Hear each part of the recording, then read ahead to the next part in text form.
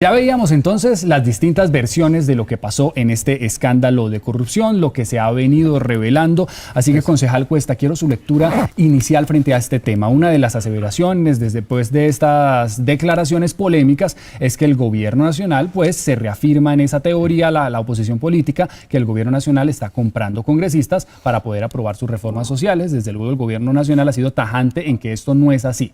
¿Por qué argumentarlo de esta forma? La corrupción no está al interior del gobierno nacional. Ustedes están destapando la olla, por el contrario. Su lectura. Bueno, yo he sido muy categórico en relación con este tema en todas las entrevistas que hemos dado a propósito de esta situación.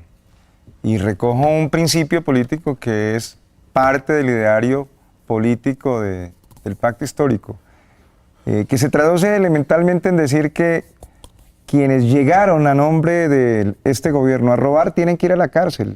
De tal forma que con eso lo que quiero decir es que el fenómeno de corrupción que se está destapando alrededor de la Unidad Nacional de Gestión de Riesgo tiene que llegar hasta las últimas consecuencias. Y dése cuenta que ahí hay una decisión política que es inspirada por el mismo presidente Petro.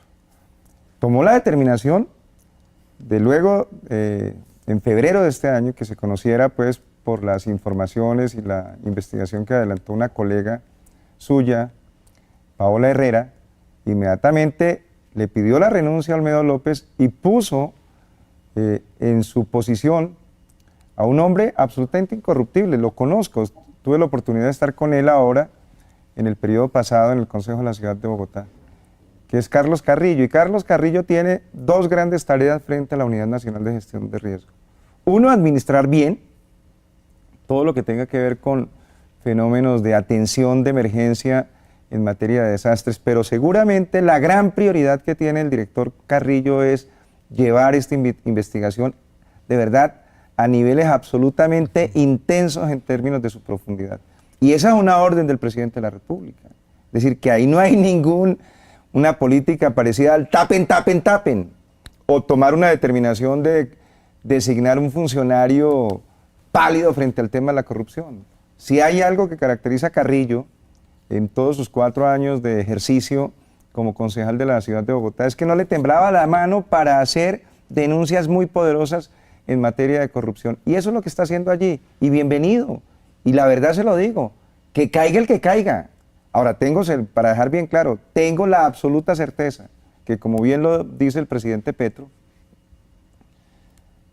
la instrucción política en este gobierno, desde el inicio, es que justamente una de las tareas y compromisos que adquirimos frente a la sociedad colombiana, en el manejo del recurso público, era justamente en el adelantar una lucha sin cuartel contra la corrupción. El presidente Petro también ha dicho: yo asumo la responsabilidad política, nombré a Olmedo López, y mire lo que ha sucedido. En ese sentido, lo que está señalando con toda responsabilidad es que efectivamente él tomó una decisión que ha resultado completamente equivocada, pero también, como lo ha dicho ahora mismo, recientemente, en el día de hoy, nadie se puede equivocar. El presidente de la República tiene una tradición política, que incluso el mismo Oscar, que está aquí acompañando, la conoce. Y él, quienes lo conocemos de manera muy cercana, sabemos que está inspirado en marcar la historia política de nuestro país, construyendo un gobierno absolutamente comprometido con el cambio. No le interesa para nada, digamos, vanidades como los enriquecimientos. Quienes lo conocemos sabemos que efectivamente una de las características absolutamente claras en el presidente Petro es su lucha y su ADN en la lucha contra la corrupción.